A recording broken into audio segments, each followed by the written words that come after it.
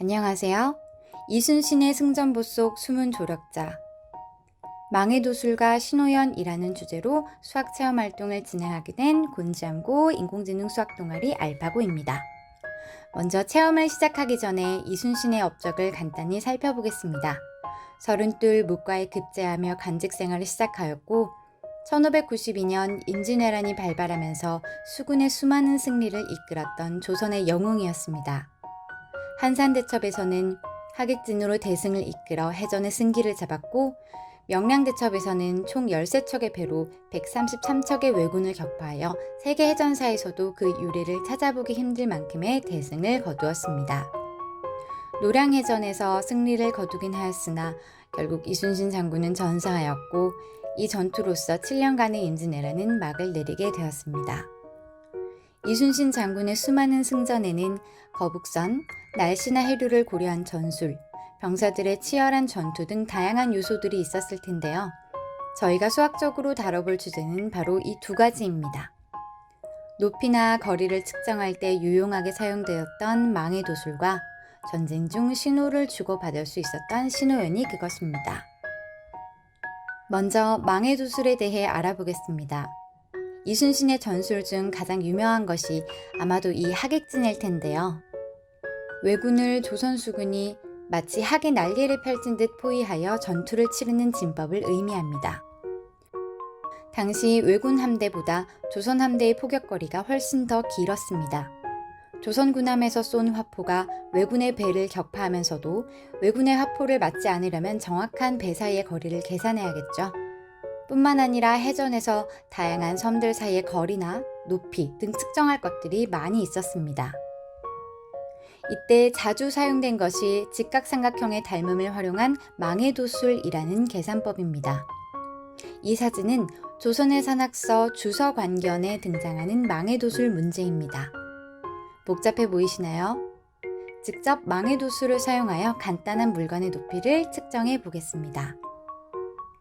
교실에 있는 소화기의 높이를 측정해 보려고 합니다. 이때 소화기의 높이 측정을 도와줄 보조도구가 필요한데요. 저희는 손소독제를 사용하였습니다. 먼저 소화기와 손소독제를 일직선으로 둡니다. 그리고 눈을 바닥에 대고 소화기와 손소독제의 끝이 일직선상에 위치한 것처럼 보이는 지점을 찾습니다. 바로 이렇게요. 해당 지점에는 스티커 등으로 표시를 해둡니다. 이 지점을 특별히 부르는 이름은 없지만 여기서는 편의상 눈점이라고 부를게요. 소화기로부터 눈점까지의 거리를 줄자로 측정해 봅니다. 보조도구인 손소독제로부터 눈점까지의 거리도 줄자로 측정합니다. 마지막으로 보조도구의 높이를 줄자로 잽니다. 이제 각각의 길이들을 활용하여 어떻게 소화기의 높이를 잴 수 있는지 알아보겠습니다. 소화기에서 눈점까지의 거리가 68cm, 손소독제와 눈점 사이의 거리가 25cm, 마지막으로 손소독제의 높이가 21cm입니다. 구하고자 하는 소화기의 높이를 x라고 두겠습니다. 그러면 화면과 같이 두 개의 직각삼각형이 생기는데 작은 삼각형과 이를 포함한 큰 삼각형이 서로 닮음입니다. 비례식을 세워보겠습니다. 작은 삼각형의 밑변대 높이가 25대 21, 그리고 큰 삼각형의 밑변대 높이가 68대 x. 외항의 곱과 내항의 곱이 같으므로 21 곱하기 68은 25 곱하기 x가 되고 양변을 25로 나누어 계산을 하면 x, 즉 소화기의 높이는 57.12cm가 됩니다. 때에 따라서 측정의 보조도구를 2개 사용하기도 했습니다. 이때도 직각삼각형의 닮음을 사용하지만 좀 더 복잡한 계산을 해야 합니다. 관련 내용은 학습지에 추가로 실어 두었습니다. 그럼 야외에서 직접 망의 도술로 높이를 재보러 가볼까요?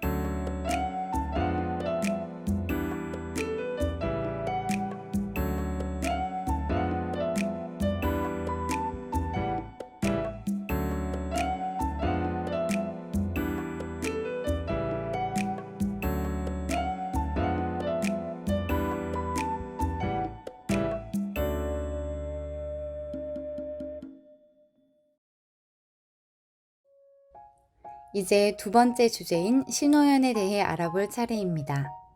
이 연에는 어떤 의미가 있을까요?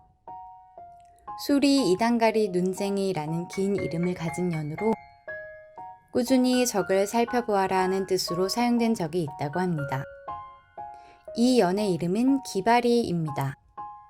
적과 맞붙어 싸워라 혹은 전투 준비를 하고 명령을 대기하라는 의미로 사용되었습니다. 연을 날리면 상대편도 그 연을 볼 수 있기 때문에 각 신호연의 뜻이 늘 고정되어 있지는 않고 전투마다 의미를 달리하여 사용했다고 합니다. 방향을 지시하는 오방연도 있습니다. 이단가리연이 서쪽, 황하지연은 중앙, 청하지연은 동쪽을 가리켰다고 합니다. 홍하지연은 남쪽, 까마귀 이단가리연은 북쪽을 가리켰다고 하는데요. 이 역시 사용할 때마다 의미를 조금씩 달리했을 것이라 추측하고 있습니다. 여러 연을 조합하여 메시지를 보내기도 했습니다.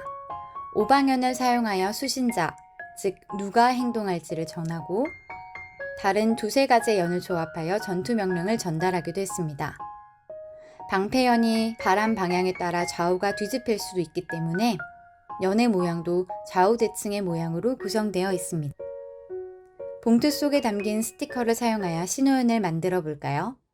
봉투에 있는 연 모양의 카드는 마지막에 암호 만들기를 할 때 사용할 것이니 지금은 사용하지 않습니다.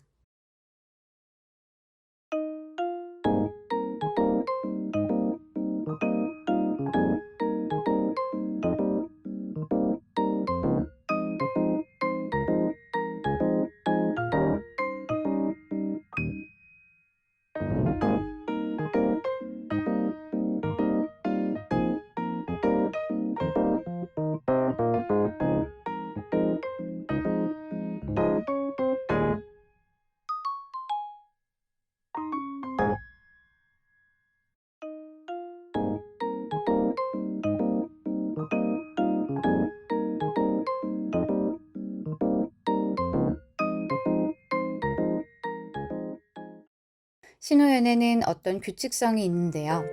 가령 큰 바람이 불면 배와 배를 길게 묶어라는 의미의 긴고리연에 낮을 의미하는 붉은색 원을 붙이면 긴고리 눈쟁이, 낮에 큰 바람이 불면 배와 배를 길게 묶어라는 뜻의 연이 됩니다. 신호연에 사용되는 무늬들을 한데 모아보았습니다.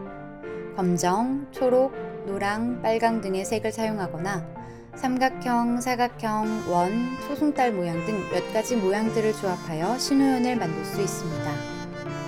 우리도 신호연 속 무늬들을 사용하여 나만의 암호를 만들어 볼까요? 알파고 친구들과 함께 만들어 본 암호 규칙을 소개해 보겠습니다. 우선 연의 배경색을 시간으로 정했습니다. 가령 1교시 마치고 라는 시간은 빨간색 긴 직사각형으로 칠하는 겁니다. 2교시 마치고는 초록색, 3교시 마치고는 검정색, 점심시간은 노란색, 마지막으로 방과 후의 시간은 흰색으로 정해보았습니다. 붉은 원의 개수로 장소를 정했고 검정색으로 된 몇 가지 무늬들의 행동 규칙들을 붙였습니다. 이제 이 규칙들로 실제 메시지 카드를 만들어 보겠습니다. 먼저 초록색 짧은 직사각형으로 내일 2교시 마치고 라는 시간을 정합니다. 긴 머리카락 모양을 얹어 같이 산책하자는 메시지를 완성합니다. 장소는 운동장으로 할 것이기 때문에 붉은 원이 0개, 즉 아무런 표시도 하지 않기로 합니다.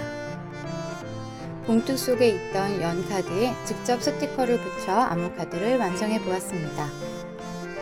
다른 메시지로도 만들어 볼까요? 오늘 점심시간에 같이 축구하자는 메시지를 담으려고 합니다. 장소는 도서관으로요. 붉은 원의 개수만으로 장소를 표현하기 때문에 마음에 드는 곳에 4개의 붉은 원을 붙여보았습니다. 오늘 점심시간에 도서관에 가서 같이 축구하자라는 장난스러운 메시지가 완성되었네요. 이러한 암호 규칙으로 총 몇 개의 암호문을 만들 수 있을까요? 먼저 10가지의 시간을 표현할 수 있고 5개의 장소를 정할 수 있습니다. 마지막으로 5가지의 행동을 정해 주었기 때문에 곱의 법칙을 사용하면 10 곱하기 5 곱하기 5, 즉 총 250개의 암호문을 만들 수 있습니다. 활동지의 빈칸에 나만의 암호 규칙을 만들어 보세요. 그리고 스티커를 사용하여 직접 암호 카드를 완성해 봅시다. 여러분의 암호 규칙으로는 총 몇 개의 암호 카드를 만들 수 있나요? 지금까지 이순신의 승전보 속 숨은 조력자, 망의 도술과 신호연이라는 주제로 간단한 수학 체험 활동을 진행해 보았습니다. 참고한 자료로는 연연구에 평생을 바친 고 김문학 선생의 동양연 연구, 조선후기 산학서에 수록된 망의 도술의 내용 분석 및 수학교육적 활용 방안이라는 한국교육과정 평가원의 양성현 선생의 논문, 그리고 EBS 매스에서 제작한 이순신과 하객진이라는 동영상이 있습니다. 심화 자료들은 활동지에 QR코드로도 남겨두었으니 참고해보세요. 지금까지 곤잠고의 인공지능 수학 동아리 알파고였습니다. 감사합니다.